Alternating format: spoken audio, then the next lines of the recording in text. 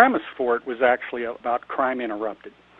And I was trying to wonder back if there was such a, I mean, there are many such crimes all the time, spates of robbery, rape, you name it, that suddenly end and the police are baffled.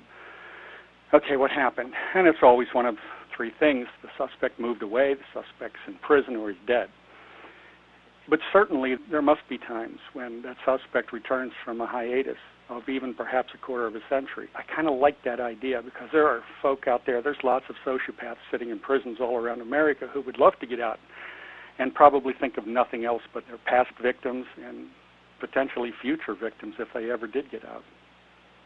Almost all of the research that I put into this book was devoted to how Sherry could do what she did and was related to human memory trauma that would cause blindness, retrograde amnesia. And I'd spend a lot of time reading that stuff. Sometimes I get so caught up in research, and I love it. I really love it. It's an education to me, and sometimes I get carried away with it. But it was important to me. It was absolutely essential to me that Sherry was plausible.